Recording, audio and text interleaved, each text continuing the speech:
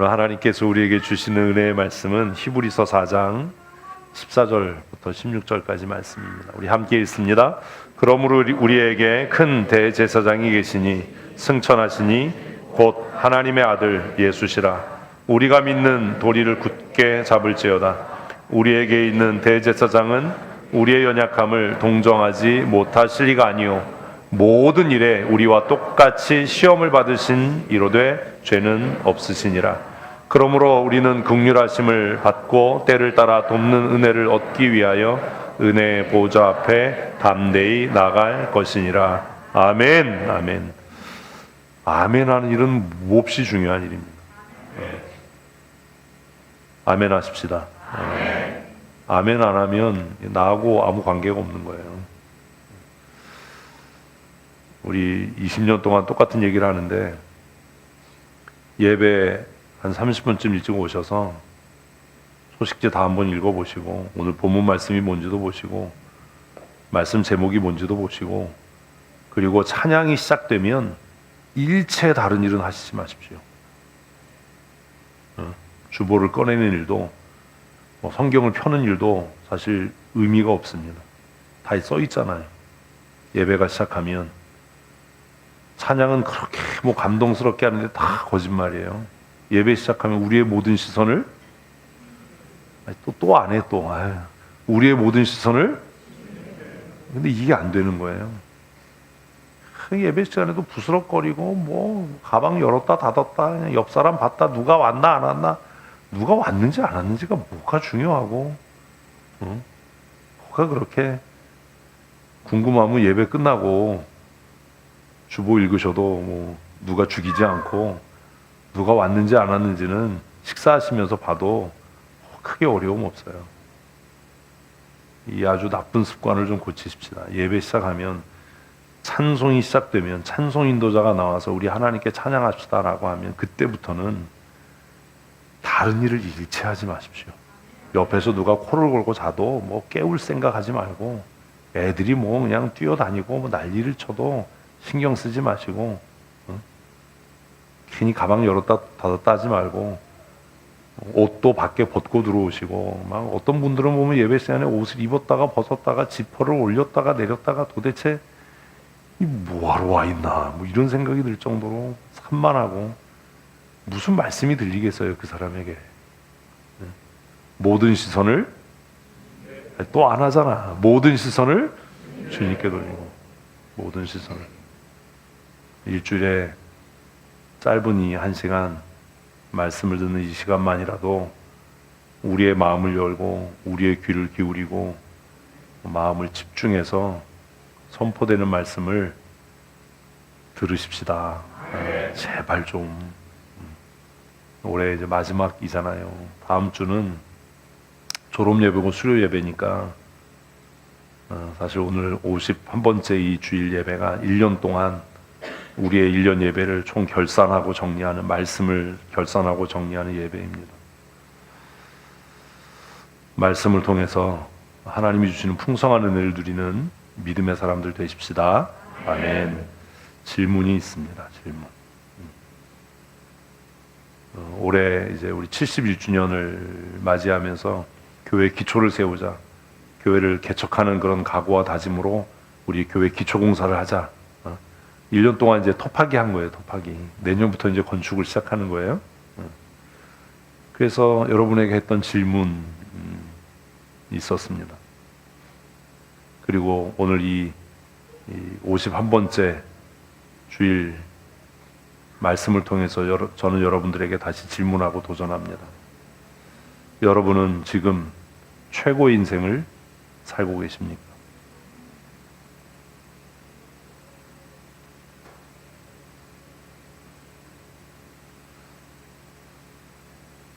신앙생활이 여러분에게 무슨 유익이 있습니까?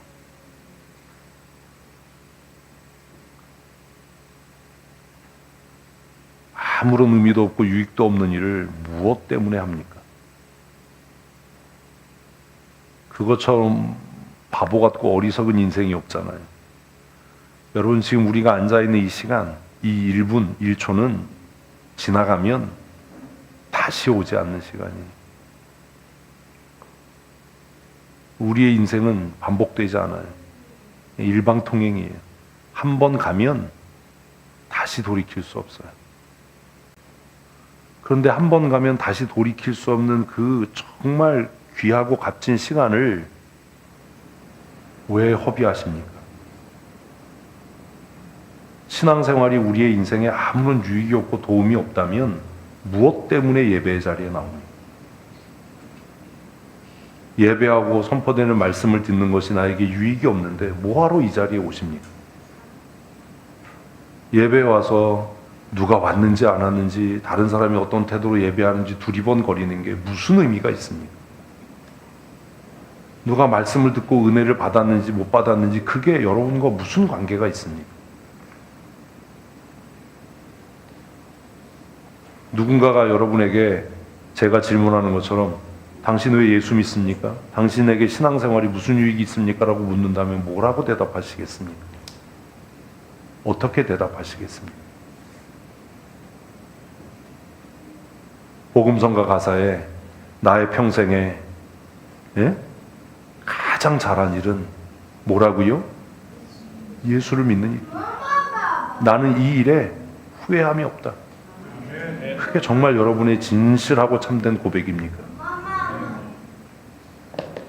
그게 정말 진실하고 참된 고백이라면, 제 고민이 뭐냐 하면, 제 갈등이 뭐냐 하면, 그게 정말 참되고 진실한 고백이라면 이런 태도로는 예배할 수 없다라는 거예요.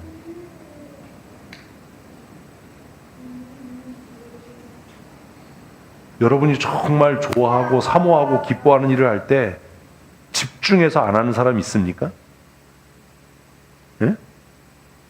하다못해 탁구를 쳐도요, 긴장을 놓치지 않고 상대편이 서브를 하면 그냥 자세를 취하고 넘어오는 공 넘기려고 막 눈에 불을 켜지 않습니까? 별것도 아닌 그 바이크를 타는 그때도 집중해서 엔진에서 이상한 소리가 나진 않는지, 도로에 포트홀이 없는지 이렇게 집중해서 그거 하지 않습니까? 근데 예배는 왜 그렇게 산만하게 합니까? 왜 집중하지 못합니까? 왜요? 아무 의미가 없기 때문 아닙니까? 스스로 누가 물어서가 아니라 내가 그런 태도로 그 일을 해서 예배가 나에게 아무런 의미가 없다, 신앙생활이 내게 아무런 유익이 없다라는 것을 내가 스스로 증명하고 있는 거 아닙니까?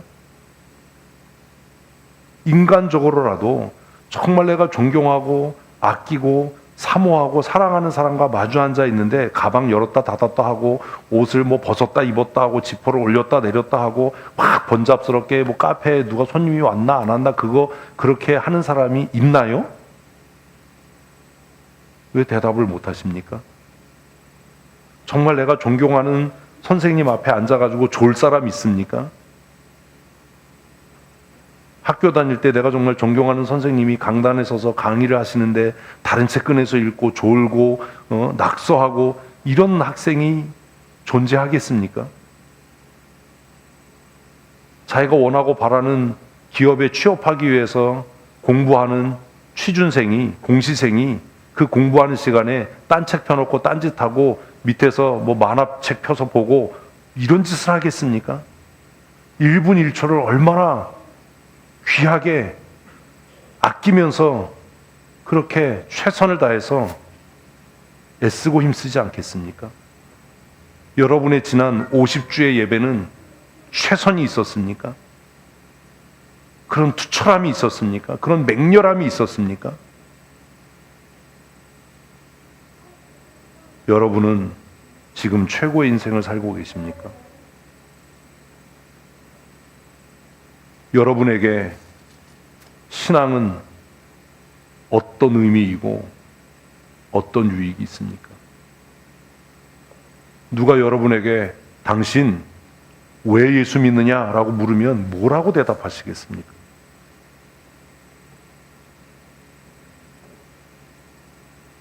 예수가 당신의 삶에 무슨 의미냐라고 물으면 뭐라고 대답하시겠습니까? 저는 주저하지 않고 예수를 믿는 그 믿음이 내 인생을 최고의 인생 되게 했다, 저는 그렇게 답할 겁니다. 그래서 나는 예배에 최선을 다한다. 왜? 그 예배가, 그 예수가 내 삶을 어떻게 지금 최고의 인생을 살게 하시니까. 남들이 나를 부러워하지 않아도, 가진 것이 많지 않고 내 몸이 건강하지 않고 배움이 많지 않아도 나는 하나님이 내게 주신 은혜에 지금 자족하고 충만한 기쁨이 있고, 그래서 예수로 말미암아 나는 뭐하다? 충만하다. 노래 가사가 아니라 예수로 나는 충만하고 만족하다. 누가 나에게 너 왜 예수 믿어? 뭐 버리도 신청자인데 왜 목사해? 라고 묻는다면 그게 연봉이 많고 뭐 어렵지 않고 수고스럽지 않아서가 아니라 예수 그 이름이 내 삶을 최고의 인생이 되게 하시는 줄로 나는 믿는다. 아멘. 이 생에서뿐만 아니라 내가 이 세상 떠난 이후에도 예수 그리스도의 이름이 내 삶의 유일한 희망이요 최고의 인생이 되게 할 줄로 믿어서 나는 예수 믿는다. 아멘. 이래야 이게 예수 믿는 사람 아닙니까? 그런데 이게 몽땅 거짓말이라는 거죠. 왜? 정말 예수의 이름이 최고이고 예수 그리스도로 말미암아 내가 최고의 인생을 사는 사람이라면 어떻게 그런 태도로 예배할 수 있냐라는 거예요. 네? 찬송 가사가 다 의미 없잖아요. 예수로 나의 구주 삼고 이것이 나의 간증이요 주 예수보다도 귀한 것은 없네. 아니잖아요. 주 예수보다 승진이, 명예가, 출세가 더 귀하고 돈벌이가 더 귀하고 사람들에게 칭찬받고 인정받는 게 더 귀해서 십자가 지는 일은 힘들고 내가 왜 손해봐야 되나? 내가 왜 남을 위해 희생해야 되나? 이런 갈등이 우리 안에 있는 것 아닙니까? 찬양 예배 시간마다 찬양하는 예수로 나는 어떻게 하다고요? 충만하다. 예수 믿는 것이 내 생에 정말 최고의 귀한 선택이고 복된 선택이다. 그거 다 거짓말 아닙니까? 아니라고 좀 하셔야 되잖아요. 목사님 아닙니다. 제 삶에 가장 잘한 일은 예수를 나의 주로 고백한 일입니다. 그래서 나는 목숨 걸고 예배합니다. 이래야 되잖아요. 아멘 하는 게 아니라 50주 동안 여러분 이미 여러분 태도로 다 증명한 거예요. 여러분이 예배하는 태도를 마귀도 받고 하나님도 보시고 십자가에 달리신 예수 그리스도께서도 야 내가 이러지 않겠어요? 너 가진 걸 위해서 내가 십자가에 못 박힌 게 너무 억울하다고 이러면은 이거 끝난 거 아닙니까?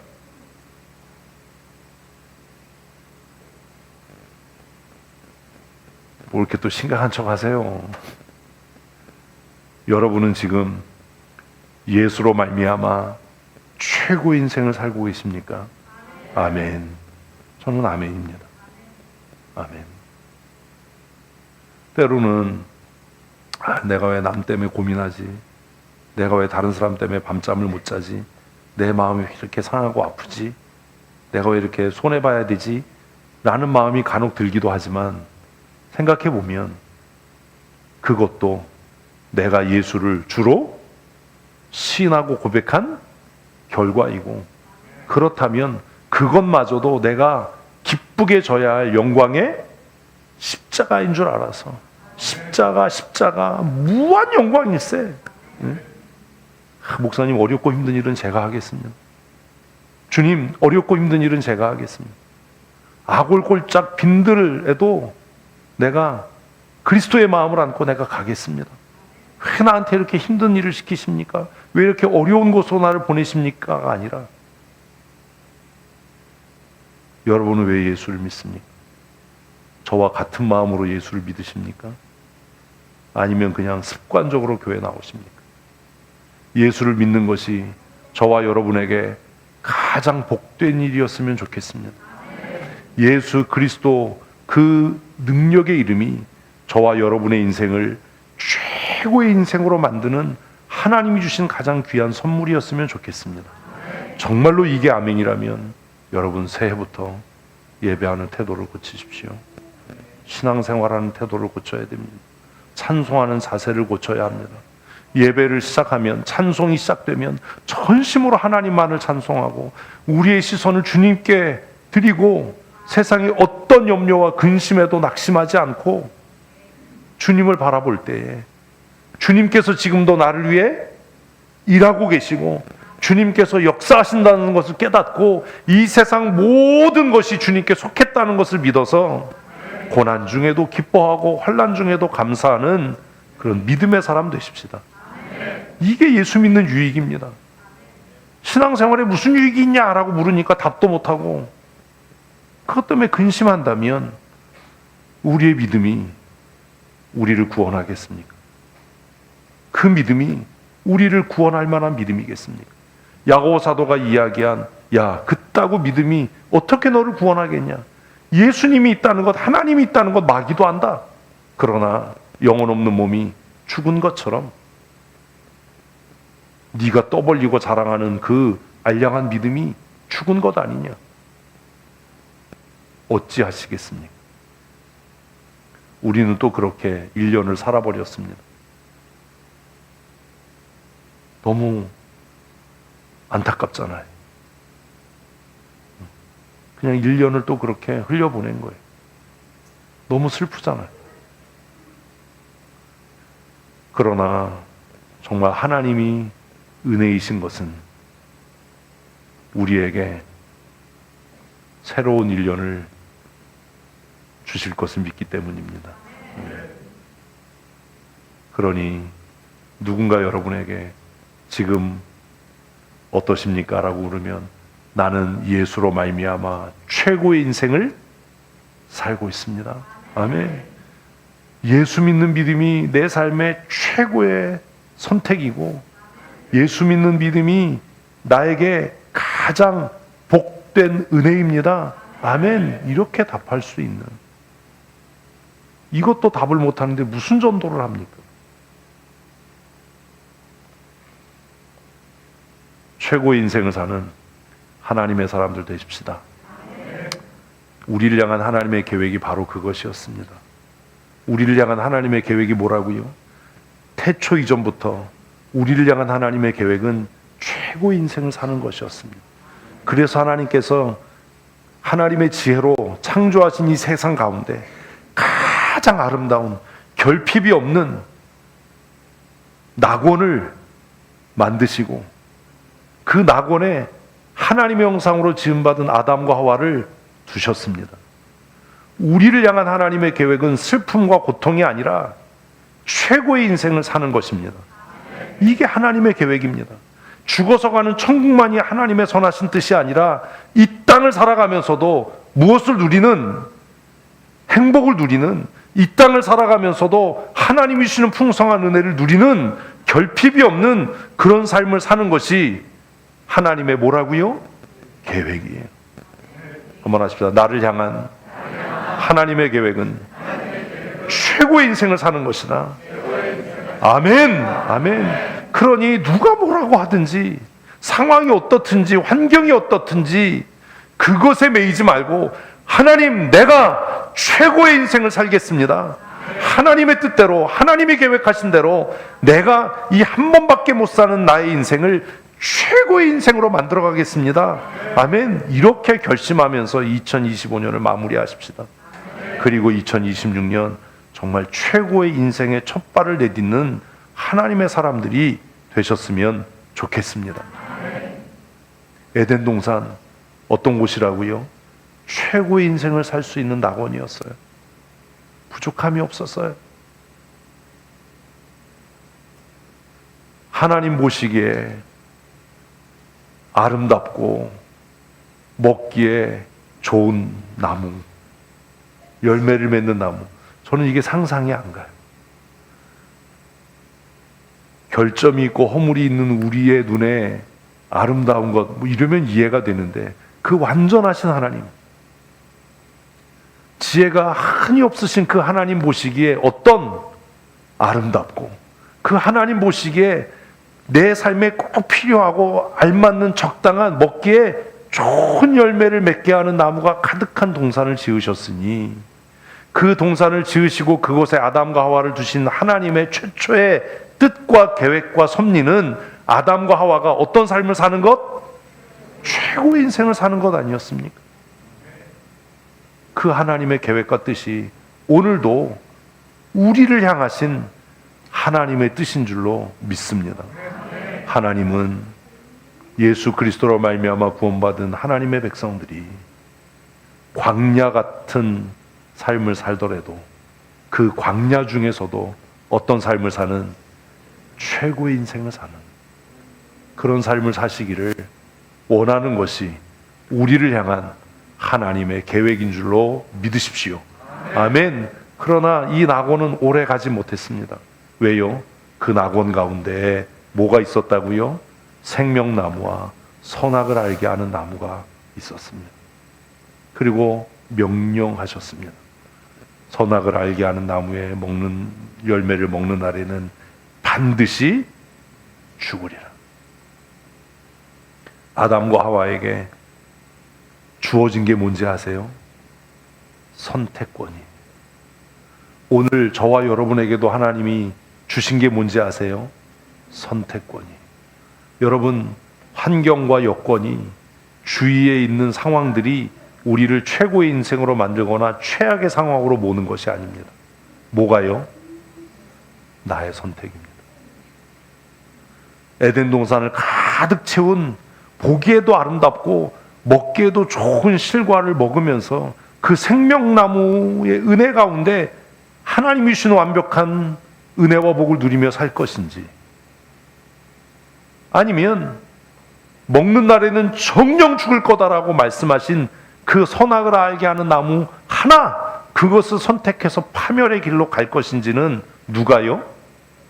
우리가 선택하는 거. 근데 이거 너무 말이 안 되잖아요. 선하고 좋은 건 어때요? 수두룩빽빽하다니까요. 그래서 좋은 나무가 몇 그루라고요? 200그루라고 그랬잖아요. 묻지도 않아. 왜 200그루인지 궁금하면 아는 사람한테 물어보세요. 500원 가져가서. 빽빽하니까 200이죠. 근데 선악을 알게 하는 나무는 뭐예요? 딸랑 하나예요. 그런데 그걸 선택하는 겁니다. 은혜의 자리에 나와서 하나님이 주신 은혜를 누릴 건지, 아니면 불평하고 자신의 인생을, 자신의 신앙을 파괴하고 하나님이 주신 은혜를 저버릴 것인지는 누가요? 내가 선택하는 것. 한 번밖에 못 사는 인생을 탁월하고 뛰어나고 복된 삶으로, 기쁨과 만족이 넘치는 삶으로 살아갈 건지, 늘 부족하다고 불평하고 마음에 안 든다고 탄식하고 내 삶을 스스로 망치면서 지옥의 삶을 살아갈 건지도 누가요? 내가 선택하는 겁니다. 그래서 제가 혼자 자주 하는 찬송 중에 하나가 그 은혜가 내게 족하네. 그 은혜가 족하네. 그 은혜가 족하네. 지금 내가 어떤 상황에 처해 있든지 하나님께서 내게 주신 그 은혜가 족하다. 그 감사가 저와 여러분의 삶을 최고의 인생으로 만드는 비결입니다. 힘들고 어려울 때, 낙심될 때, 하나님을 향해서 불평하는 마음이 생길 때, 두려워질 때 뭐 하라고요? 그 은혜가 내게 족하네. 그 은혜가 족하네. 아멘. 아멘. 선악을 알게 하는 나무를 등지고 하나님께서 우리를 위해서 예비하신 각양의 은혜로 가득 채워진 낙원을 바라보십시오. 여러분이 선택하는 겁니다. 내가 어떤 태도로 예배하고 찬송하고 하나님의 말씀을 들을지, 내가 어떤 삶을 살지 누가요? 내가 선택하는 겁니다.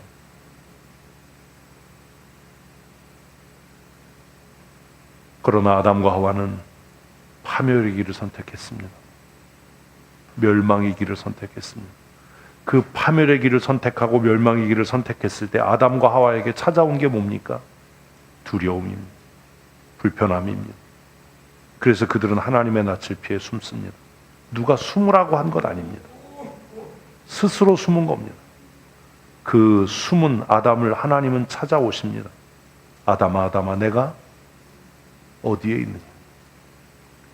죄로 인해서 낙심하고 상처받고 우리 스스로 우리의 인생을 파괴해가는 우리들을 주님께서 그렇게 찾아오셨습니다. 내가 어디 있느냐? 누가 너에게 너의 벗음을 알게 했느냐? 내가 너를 위해 가장 복된 인생을 준비하고 내가 너를 최고의 인생을 살도록 설계했는데 왜 너는 스스로 네 인생을 파괴하고 지옥의 삶을 사느냐? 그 많은 이야기들이 아담아, 지금 내가 어디 있느냐라는 질문 속에 다 담겨 있는 것 아닙니까?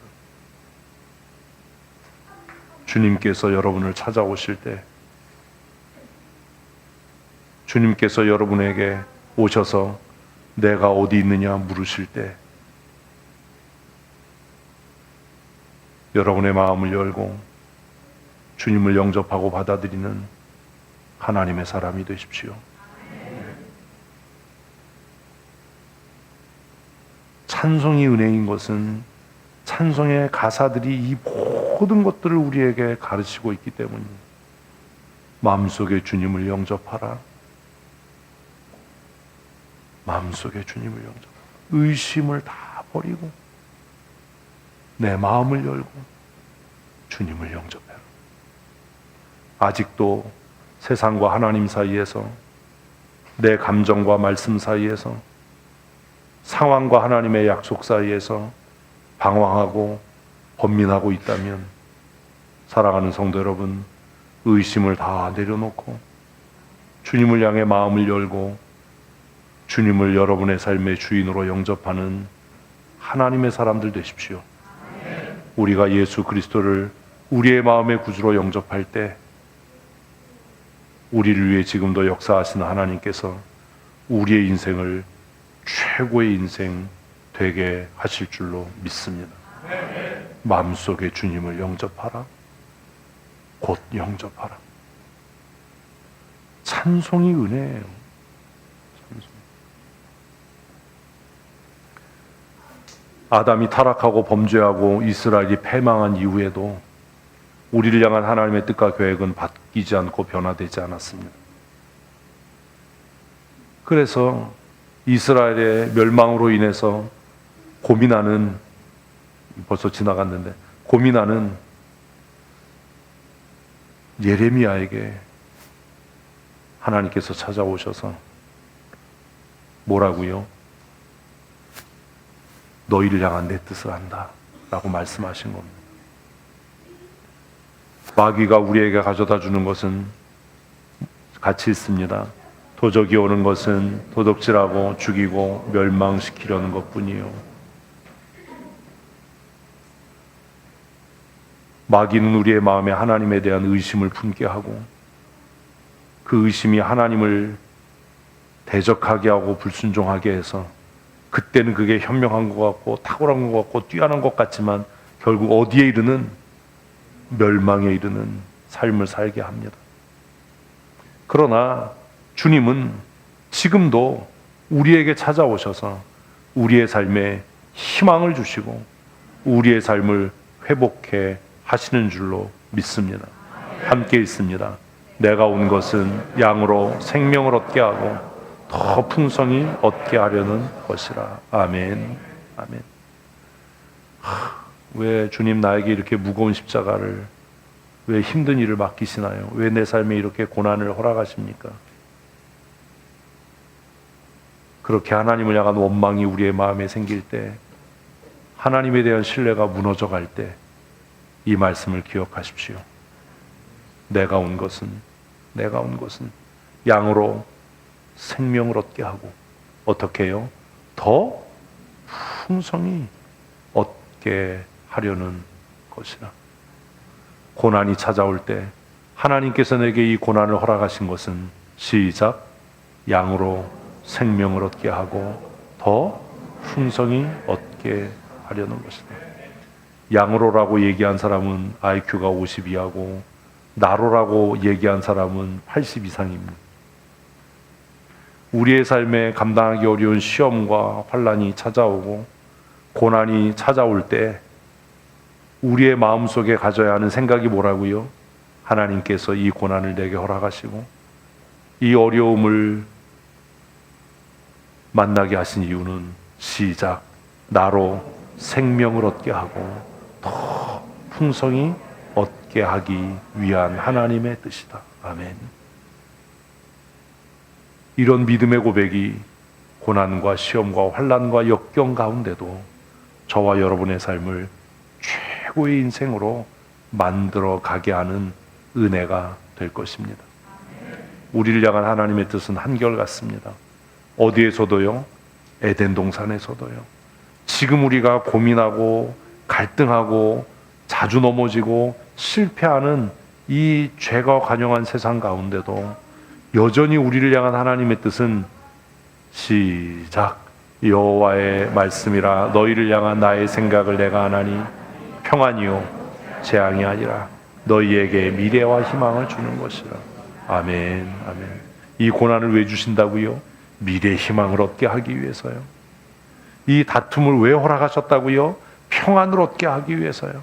재앙이 아니라 미래의 소망과 희망을 주시기 위해서 지금 하나님께서 나를 연단하시는구나. 지금 하나님께서 내 이 죄에 쩌든 내 본성을 깨트리시고 더 성숙한 인격의 사람으로, 더 탁월한 하나님의 사람으로 만드시기 위해 하나님께서 이런 고난을 내게 허락하셨구나. 아멘. 이렇게 믿는 믿음이 우리의 인생을 고난 가운데도 기뻐하게 하고 감사하게 하고 최고의 인생을 누리게 하는 은혜입니다. 아멘. 마귀는 십자가 없는 영광을 탐하게 합니다. 십자가 없는 영광은 멸망의 길입니다. 그래서 예수님께서도 사랑하는 성도들에게 어떻게 하라고요? 좁은 문으로 들어가고 좁은 길로 가라고요. 고난이 없는 영광, 희생이 없는 영광, 수고함이 없는 영광은 파멸과 멸망으로 향하는 길입니다. 왜 신앙생활하는 게 이렇게 힘들고 어렵냐고요? 우리가 생명의 길을 가고 있기 때문입니다. 아멘. 아멘 하셔야 돼요. 목사님, 다른 교회 사람들은 저렇게 편하게 신앙생활 하는데요. 그 교회가 잘못됐다는 거 아닙니다. 귀 있는 자는 알아서 들으십시오. 생명에 이르는 길은, 영광에 이르는 길은 무엇을 통과해야만, 십자가의 고난을 통과해야만 이룰 수 있는 은혜입니다. 우리는 말씀을 묵상하기 전에 두 곡의 찬양을 하나님께 올려드렸습니다. 첫째가 뭐예요? 보혈을 지나. 보혈을 지나. 십자가가 없는 영광은 거짓된 영광입니다. 십자가 없이는 참된 영광과 생명에 이를 수 없습니다. 그래서 십자가는 우리에게 무한 영광인 겁니다. 그리고 그 십자가를 경험한 사람들만, 그 십자가를 기쁨으로 감당하고 있는 사람들만 누굴 보게 된다고요? 주님을 보게 되는 겁니다. 그 찬양을 막 감동 있게 막 감정 섞어서 뭐 부른다고 뭐 해결되는 게 아닙니다. 십자가 앉으려고 뺀질거리는데 무슨 주님을 봅니까? 너무 아이러니하지요. 예수님께서 십자가에 달리실 때 그 십자가에 달리신 예수님을 바라보고 구원받은 사람은 딱 하나입니다. 누구요? 몰라요? 한편의 십자가에 달린 강도였습니다. 십자가 없는 영광이 어디에 있습니까? 십자가 없는 승리가 어디에 있습니까?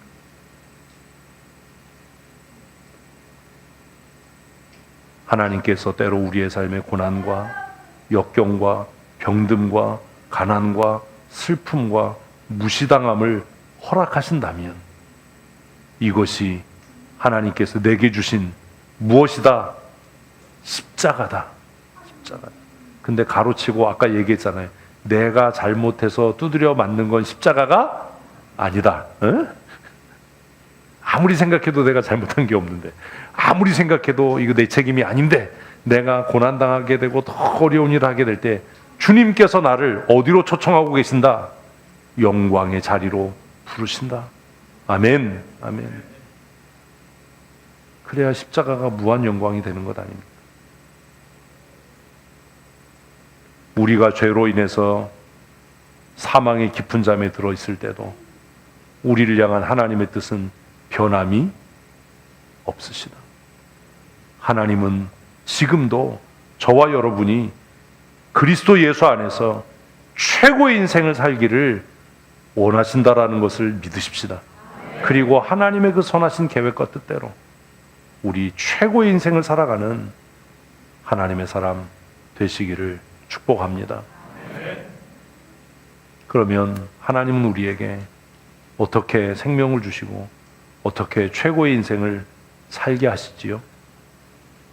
우리가 이미 말씀을 묵상한 대로 자기 아들을 아낌없이 내어주심으로 우리가 우리의 힘으로 최고의 인생을 살 수 없고 우리가 우리의 수고와 노력으로 구원에 이를 수 없고 생명에 이를 수 없어서 하나님께서 우리에게 최고의 인생을 선물하시고 우리에게 영원한 생명 주시기 위해 독생하신 아들 예수 그리스도를 어떻게 하심으로 아낌없이 내어주심으로 그 십자가를 통한 생명의 길과 구원의 길을 열어놓으신 줄로 믿으십시오. 그래서 우리는 무엇을 지나? 보혈을 지나.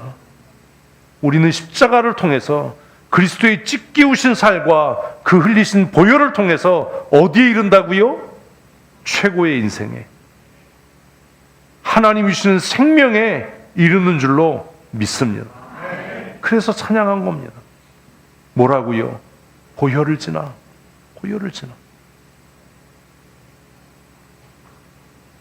우리가 죄인 되었을 때에, 우리가 우리의 죄로 인해서 어떤 것도 할 수 없는 전적인 무능한 상태에 이르렀을 때에 하나님 아버지께서 그 독생하신 아들 예수 그리스도를 우리를 위해 내어 주심으로 우리를 영원한 생명과 최고의 인생을 살게 하는 은혜의 자리로 부르신 줄로 믿습니다. 그러니 지금 당하는 고난이나 병들미나 가난함이나 어떤 시험과 마음 아픔도 우리를 그리스도 예수 안에 있는 하나님의 사랑에서 그 최고의 인생을 살게 하신 은혜에서 떠나게 할지 못할 줄로 믿습니다. 그러므로 저와 여러분의 책임이 뭐냐 하면 그 은혜를 힘입고 최고의 인생을 사는 겁니다. 우리 주위에 계신 분에게 최고의 인생을 사는 하나님의 사람 되십시다. 우리 서로 권면하십시다. 아멘, 아멘. 우리 교회가 이 은혜 가운데 최고의 은혜와 복을 누리는 교회가 됐으면 좋겠습니다. 수백 명이 모이고 수천 명이 모이는 그 규모를 자랑하는 교회가 아니라 많은 사람이 모이지만 그 안에 공허함이 있고 그 안에 생명을 잃어가는 그런 사람의 모임의 집단이 아니라 우리 한 사람 한 사람이 그리스도의 흘리신 보혈을 통해서 그 찢기우신 몸을 우리가 힘입고 하나님이 우리를 위하여 예비하신 그 생명과 구원에 이르는, 그리고 이 땅에서도 최고의 기쁨을 맛보고 누리는 하나님의 사람으로 사십시다. 하나님께서 이것을 위해서 독생하신 아들 예수 그리스도를 내어 주셨기 때문입니다. 왜 기쁘다 구주 오셨습니까? 갑자기 생뚱맞지요? 기쁘다 구주 오셨네가 무슨 뜻입니까? 왜 기쁩니까? 구세주가 오신 것이 그 예수 그리스도로 말미암아 내가 죄에서 놓여 최고의 인생을 살게 되었기 때문입니다. 아멘. 이걸 모르는데 무슨 기쁘다 구주가 오십니까? 한번 하십시다. 나는 예수로 말미암아 최고의 인생을 사는 하나님의 사람입니다. 아멘, 아멘, 아멘. 이 믿음이 있어야 예배가 사모되고 예배가 기뻐지고 예배가 즐거울 거 아닙니까? 왜 예수 믿는지도 모르고 신앙의 유익이 뭔지도 모르고 그 예배에 억지로 끌려와가지고 마지못해 앉아있다가 인상 팍팍 쓰고 앉아있다가 돌아가는데 무슨 그 사람에게 최고의 인생이 있고 무슨 그 사람에게 하나님이 주시는 영생의 은혜가 있겠습니까? 우리의 공로로 우리의 수고로 우리의 노력으로 이루는 것이 아니라 오직 하나님의 은혜로 예수 그리스도의 흘리신 보혈의 피공로로 저와 여러분은 이미 최고의 인생을 살도록 초대받은 하나님의 사람인 줄 믿으십시오. 아멘, 아멘. 같이 읽습니다. 그런즉 이스라엘 온 집은 확실히 알지니 너희가 십자가에 못 박은 이 예수를 하나님의 주와 그리스도 되게 하셨느니라. 아멘. 베드로가 마가 요한의 다락방에서 성령의 충만함을 덧입고 그 숨었던 다락방의 문을 박차고 나와서 외친 첫 번째 설교가 이 말씀입니다. 베드로는 살기가 등등한 유대인들을 향해서 너희가 확실하게 분명하게 명확하게 알아야 할 한 가지가 있다. 그게 뭐냐 하면 너희가 미련하고 교만하고 악해서 십자가에 못 박은 그 예수를 우리 하나님 아버지께서 우리를 위하여 주와 그리스도 되게 하셨다. 아멘. 그러므로 이제 우리가 그 예수 그리스도의 보혈의 공로를 힘입어 은혜의 보좌 앞에 담대히 나가게 되는 것이다. 아멘. 베드로의 첫 번째 설교입니다. 얼마나 놀랍습니까? 하나님이 그를 우리의 주와 그리스도가 되게 하셨다. 하나님께서 예수 그리스도를 십자가에 못 박혀 죽은 예수 그리스도를 주와 그리스도 되게 하신 이유는 우리가 이 땅을 살아가는 동안에도 어떤 삶? 최고의 인생을 이거를 답을 못하면 안 끝나요. 어떤 삶? 최고의 인생을 살게 하시고 우리가 이 세상을 떠날 때도 영원한 하나님 나라의 안식에 이르게 하시기 위함인 줄 믿습니다. 아멘. 그러니 우리는 이 세상에서도 가장 복된 사람이고 이 세상이 끝나는 날에도 가장 복된 사람인 줄로 믿습니다. 아멘. 이 세상에서만 복된 인생이 뭐가 복 있는 인생입니까? 이 세상과 오는 그 세상에서도 가장 복 있는 사람으로 살게 하기 위해서 아버지 하나님께서 예수 그리스도를 십자가에 못 박아 죽게 하시고 그를 죽음에서 건지시고 부활시키셔서 주와 그리스도가 되게 하신 줄로 믿습니다. 그럼 문제가 뭡니까? 이제는 내가 무엇을 선택할까? 하나님을 신뢰함으로 이 놀라운 은혜를 믿음으로 아멘으로 고백함으로 순종의 삶을 살아갈 것인지 아니면 계속 그렇지만 하지만 내 상황이 지금 형편이 이런 이야기를 계속 입에 달고 살면서 하나님을 향해 의심하고 그 의심이 불평과 불순종이 되어서 반역으로 자신의 인생을 나락으로 떨어뜨릴 것인지 누가요? 내가 결정하는 여러분이 선택하는 겁니다. 돈이 없다고 최고의 인생을 살지 못하는 것 아닙니다. 병들었다고 해서 최악의 인생을 사는 것도 아닙니다. 돈이 없어도 배운 게 없어도 몸이 건강하지 못하다 하더라도 오늘 하나님이 주신 은혜에 기뻐하고 감사할 수 있다면 그 길지 않은 인생이라도 최고의 인생을 사는 가장 복된 사람인 줄로 믿으십시오. 가진 것이 많고 돈이 많고 배운 것이 많아도 그가 날마다 감사하지 못하고 결핍을 느끼고 두려움과 불안 속에 살아간다면 그 인생이 어떻게 최고의 인생이라고 말할 수 있겠습니까? 왜 돈 많은 재벌들이 자살을 합니까? 많은 인기를 한 몸에 받는 연예인들이 왜 잠을 이루지 못해서 수면 유도제를 맞고 마약에 손을 대고 그 불안함을 이기지 못해서 스스로 목숨을 끊습니까? 수억 원짜리 손목시계를 차고 수억 원짜리 명품차를 타고 명품 옷을 걸친다고 해서 우리의 인생이 최고의 인생이 되는 것은 아닙니다. 최고급 호텔에서 전망이 좋은 창가에 서서 밖을 내다본다고 해서 깊고 달콤한 잠을 잘 수 있는 건 아닙니다. 최고의 인생을 살게 하시는 분은 하나님이십니다. 그것은 하나님의 은혜입니다.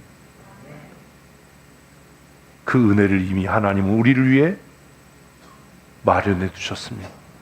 이제 우리가 할 일은 무엇을 선택하느냐.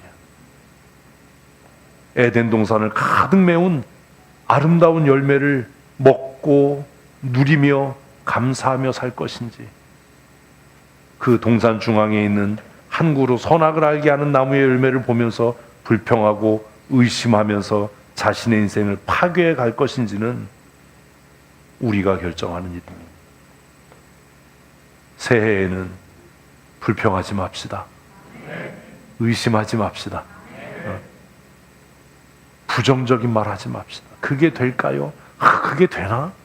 왜 그렇게 해야 되나? 왜 나만 손해봐야 되나? 왜 내가 희생해야 되나? 이런 말은 입 밖에도 내지 마시고 마음에도 품지 마십시오. 기도하십시오. 우리가 시편을 묵상했던 것처럼 하나님 주의 성령께서 나의 생각을, 나의 마음을 주장하시고 내 입술에 파수꾼을 세워주셔서 내 입술로 내 삶을 파괴하는 어리석은 죄를 범하지 않게 해주십시오. 날마다 기뻐하고 즐거워하는, 기쁨으로 순종하는 믿음의 사람들이 되셔서 우리 최고의 인생을 살아가십시다. 그래서 히브리서 기자는 뭐라고요? 믿는 도리를 굳게 잡을지어다. 뭘 잡으라고요? 믿는 도리요. 믿는 도리를 굳게 잡을지어다. 바울은 디모데에게 너 누구에게서 배웠는지를 네가 안다. 어려서부터 네가 성경을 배웠나니 어떤 상황과 형편에 처하더라도 내가 누구에게서 배운 것을 잊지 말고 그 들은 바 말씀을 견고히 붙들어라.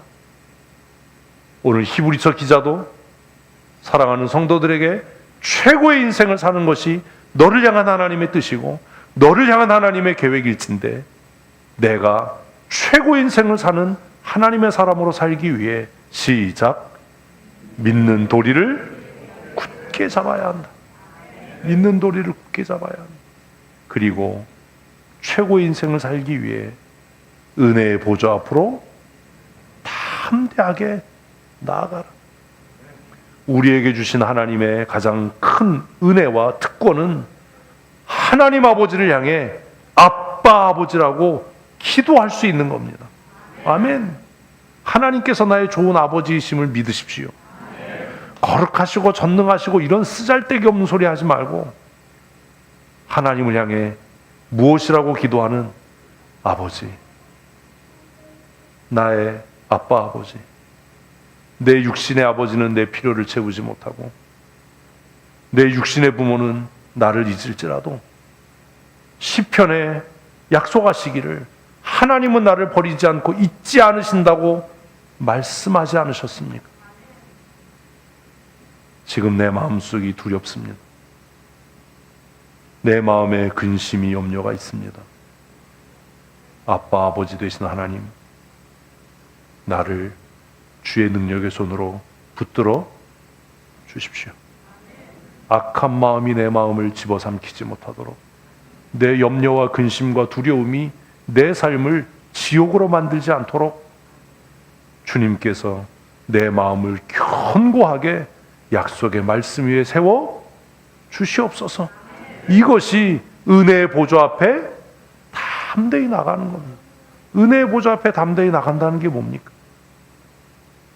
믿는 믿음의 도리를 굳게 지키라는 말이 무슨 말입니까?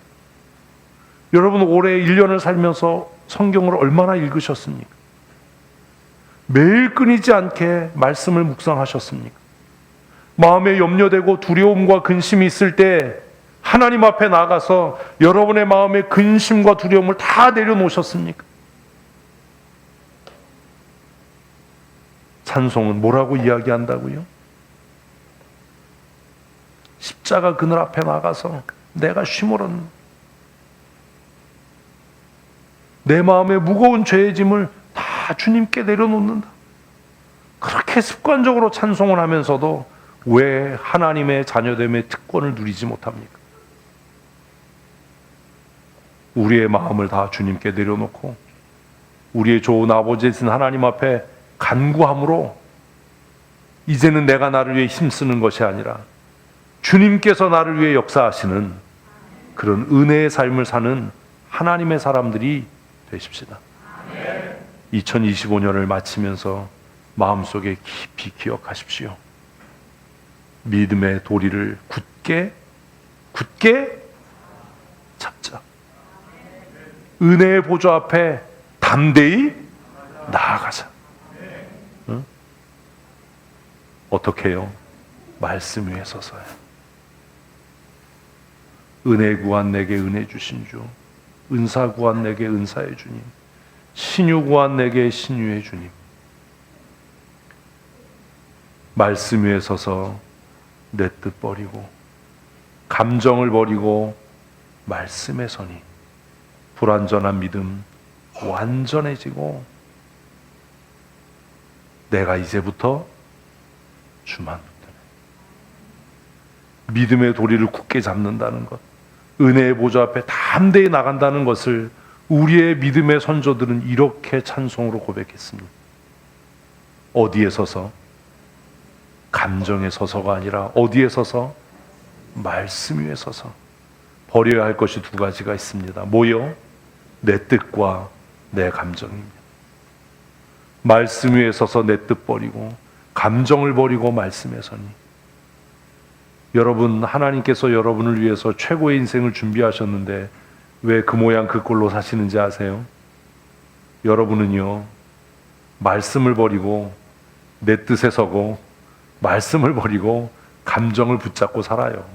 그래서 감정이 상하면 설교도 안 들리고요, 마음이 상하면 기도도 안 돼요.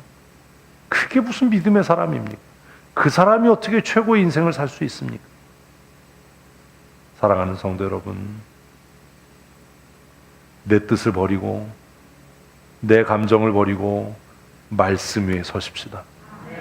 그래서 제가 여러분에게 제발 성경 읽어라, 그래서 너무 답답해서 올해 전교연수회에 가지 말고 성경 읽자, 평생 예수 믿으면서 성경을 한 번도 안 읽은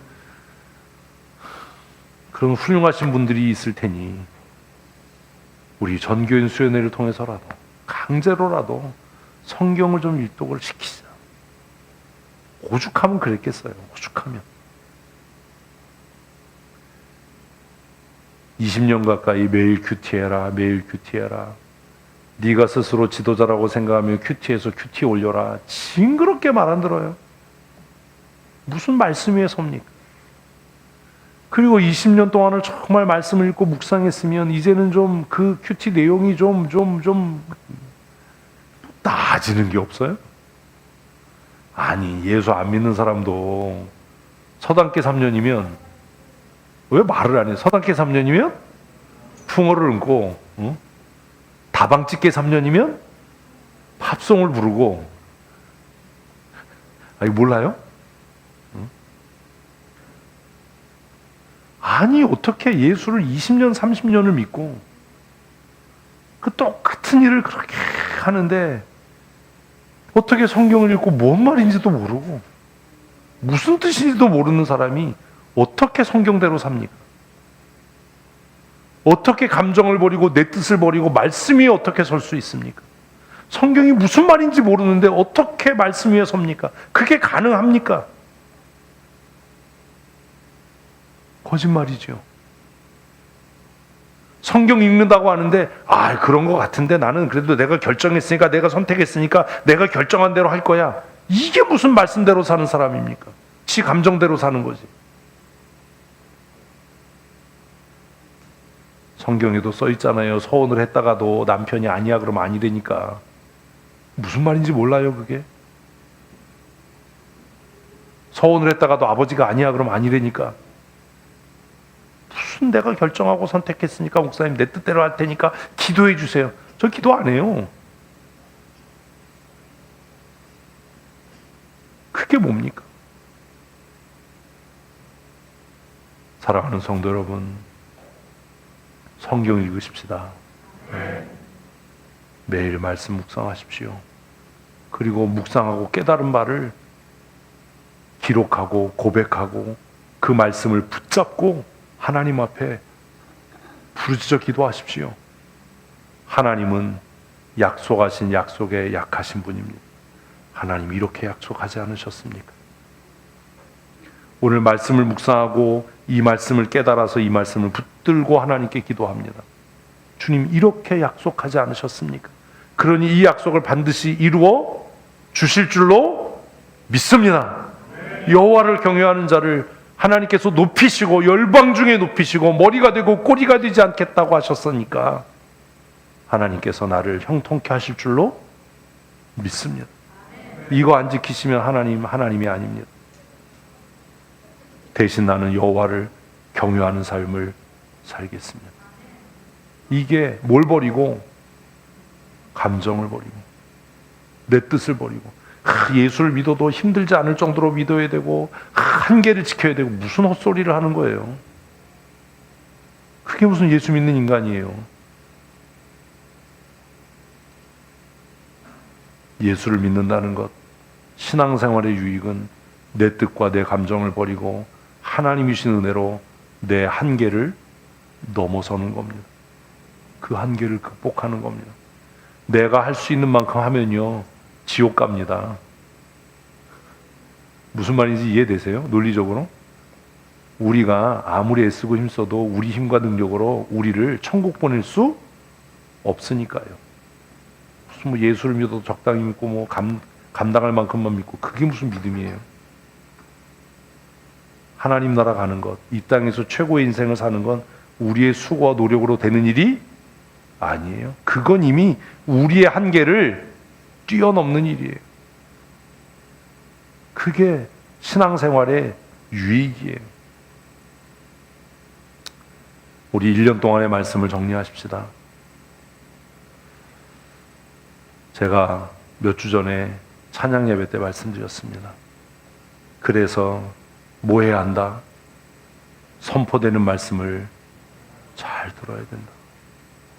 선포되는 말씀 그 한 시간을 집중해서 듣지 못하는데 무슨 최고의 인생을 사냐? 무슨 그 사람이 교회 지도자냐? 그런 거 없다. 하나님이 우리를 위해서 예비하신 최고의 인생을 살기 위해 우리는 말씀을 잘 듣는 사람이 되어야 합니다.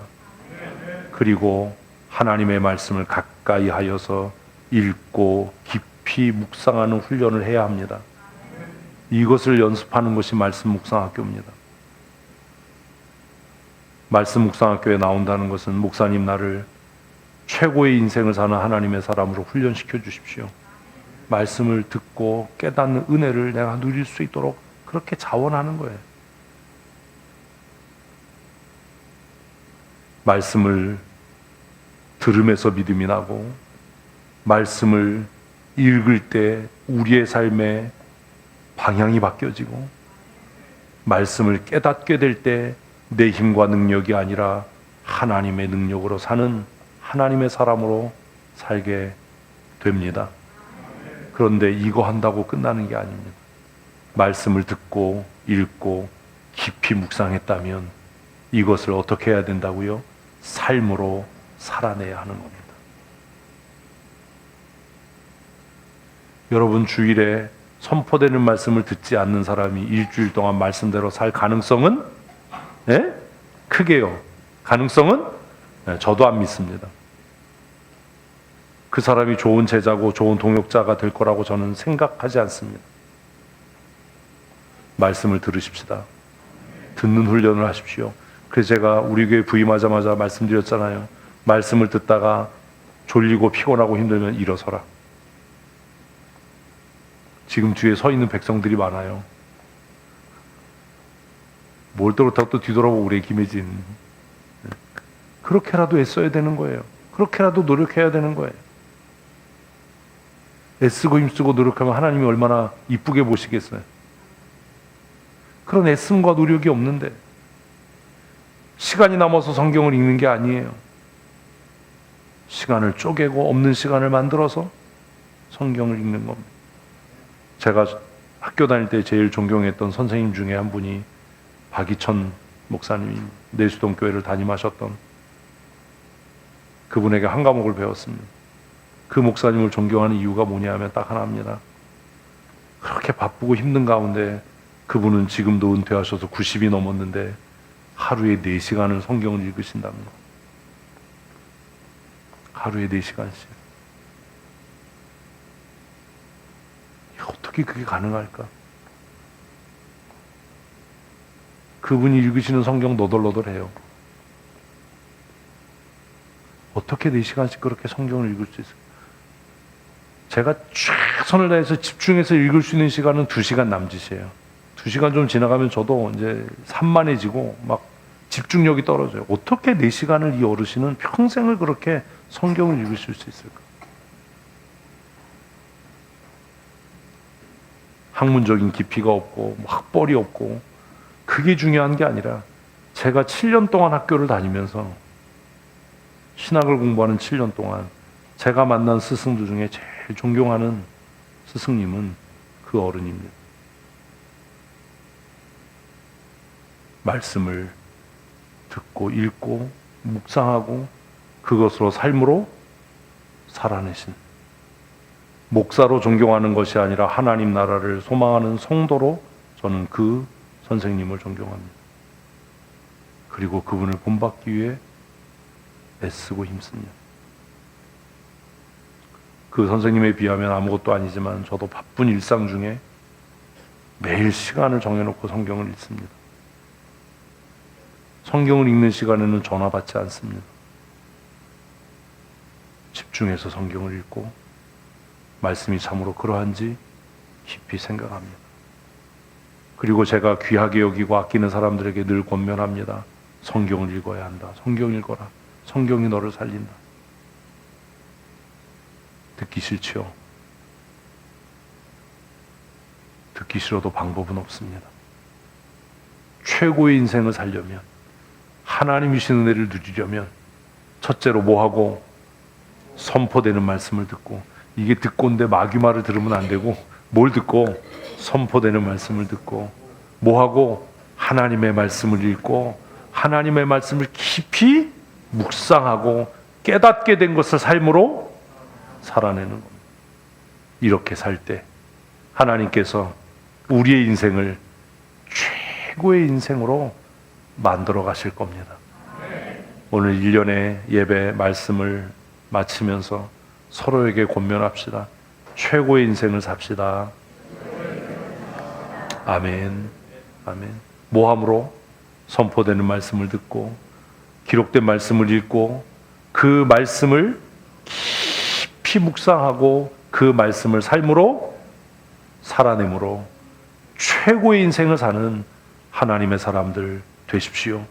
우리가 있어서 최고의 인생을 사는 것이 아니라 그렇게 살아가면 하나님께서 우리의 인생을 최고의 인생으로 만들어 가실 줄로 믿습니다. 1년 동안 말씀을 함께 생각하느라고 정말 고생하셨습니다. 짧지 않은 말씀을 우리 묵상하면서 무엇이 여러분의 마음에 남았는지 저는 알 수 없지만 만일 여러분의 심령이 옥토와 같이 좋은 밭이었다면 1년 동안 뿌려진 그 말씀의 씨앗들이 여러분의 마음에서 싹 틔우고 자라고 열매 맺어서 마침내 여러분의 인생을 최고의 인생으로 만드는 은혜가 될 거라고 저는 믿습니다. 제가 해야 될 사명은 말씀을 전하고 선포하고 씨 뿌리는 것까지입니다.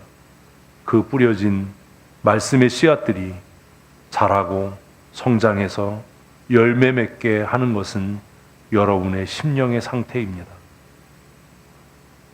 우리 모두가 다 하나님 앞에 좋은 밭이 되어서 뿌리워진 선포된 말씀이 우리의 마음에 잘 심겨져서 싹나고 자라고 열매 맺어서 감사로 하나님을 영화롭게 함으로 최고의 인생을 살아가는 하나님의 사람들 다 되시기를 축복합니다. 25년 한 해 동안 말씀 듣느라고 수고하셨고 26년 하나님께서 우리를 위하여 예비하신 또 새로운 은혜를 사모하면서 최고의 인생을 천국 가는 날까지 사는 하나님의 사람들 다 되시기를 축복합니다. 함께 기도하시겠습니다. 참 좋으신 하나님, 아버지께서 우리를 위하여 독생하신 아들 예수 그리스도를 아낌없이 내어주심으로 우리에게 대한 하나님의 사랑을 확증하시고 우리로 하여금 최고의 인생 살게 하시니 감사와 찬송과 영광을 주께 드립니다. 말씀이 선포될 때에 우리의 마음을 다하고 우리의 생각을 집중하여 선포되는 말씀을 듣게 하시고 그 말씀이 참으로 그러한가 기록된 말씀을 읽고 묵상하는 일을 게을리하지 않게 하시며 말씀을 어떻게 해석하고 우리의 삶에 적용해야 될지를 부지런하게 배우고 익혀 그 말씀을 우리의 삶으로 살아내므로 하나님이 예비하신 최고의 은혜와 복에 참여하는 믿음의 사람으로 살게 하여 주시옵소서. 감사가 우리의 인생을 최고의 삶으로 살게 하는 하나님의 은혜임을 믿어 의심치 않게 하시고 고난과 시험과 환난과 병듦과 가난함 가운데도 기뻐하며 감사함으로 하나님이 예비하신 은혜와 복 주심에 참여하는 거룩한 하나님의 백성들이 되게 하여 주시옵소서. 우리의 삶의 주권자가 되시고 만복의 근원 되신 우리 구주 예수님 거룩하신 이름으로 감사하며 축복하고 기도합니다. 아멘. 그 흘리신 보혈의 피와 찢기우신 몸을 통해 우리로 최고의 인생을 살아가게 하시는 우리 구주 예수 그리스도의 그 크신 은혜와 그 독생하신 아들과 함께 우리에게 모든 것을 공급하시고 때를 따라 필요를 채우시며 우리의 연약함을 권능의 손으로 붙드시고 우리가 두려워 떨 때에 안심하라 위로하심으로 하나님의 백성으로 최고의 인생을 살게 하시는 우리 아버지 하나님의 크고 놀라우신 사랑하심과 지금도 우리 안에서 말할 수 없는 탄식으로 우리를 위하여 간구하시고 우리의 마음이 두려워질 때에 우리의 상황과 환경이 어두워갈 때에 우리를 빛으로 인도하시고 이끄시며 선포된 말씀을 듣고 깨닫게 하실 뿐만 아니라 고난과 시험의 때에 그 말씀을 기억나게 하시고 그 말씀으로 우리를 승리케 하시는 성령 하나님의 강권적인 은혜와 새롭게 하시는 역사하심이 올 한 해 하나님의 말씀을 집중하여 주의를 기울여 듣고 그 말씀이 참으로 그러한가 말씀을 읽고 묵상하며 그 말씀을 깊이 묵상하여 깨닫는 대로 삶에 적용하며 실천함으로 최고의 인생을 살아가기로 마음에 굳게 결심하고 다짐하며 선택하는 사랑하는 주의 권속들 머리머리 위에와 우리 춘천 성도교회 위에 영원토록 함께 있을지어다. 아멘.